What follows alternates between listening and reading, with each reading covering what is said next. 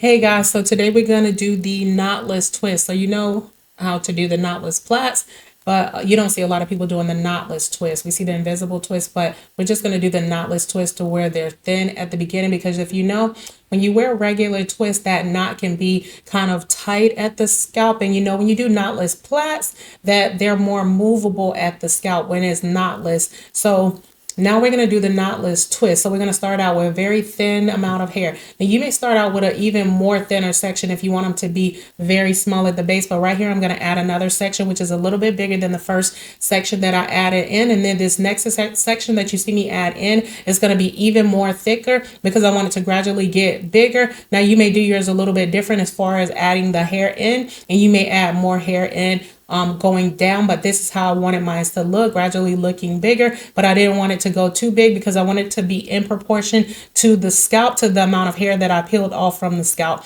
so that when it grows out, that it's not too much weight for the in proportion to the amount of hair that I use. So this is the same thing. You see me add in a second section right here, and I'm twisting it into the twist, and now I'm going to add a bigger section right here. The biggest section is always the third section that I add in, but you may do it a little bit different. You may do the biggest section, the second piece that you add in, if you want it to go from skinny to big right away. And then you may add a little bit smaller section after that. Now, do it based on how you want your twist to actually look. I think that will look nice as well. So we're doing the same thing, just twisting the hair in. Just how you grip it in, that's how you're going to add the section of hair in. Now the gel that I'm using, this is the Magic Finger. However, I do like to use the Locked In gel. That is a beautiful gel as well. And they both have a different consistency. So twisting right here, they're both twisting clockwise, and we're crossing it over counterclockwise. And the hair that I'm using, this is the Free Tress Pre-Stretch. However, I do like to use the Expression Pre-Stretch as well. Use the hair that you like to use. I used to use the Soul Sister.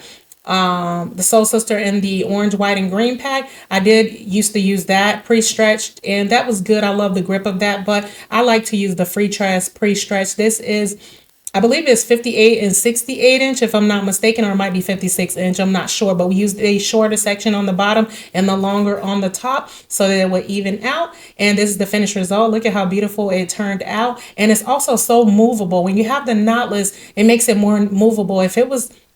If these were the twists that had the knot at the root, the big knot at the root, you know those twists, you know, you cannot move them. It hurts so bad because that knot is gripping so tight. So I did like how these turned out. I think I would even wear them. And she liked it. She said it wasn't as bulky as the twist that she had before, because she did have the Senegalese twist before. So it turned out really beautiful. I think I would actually wear these. I love the color as well.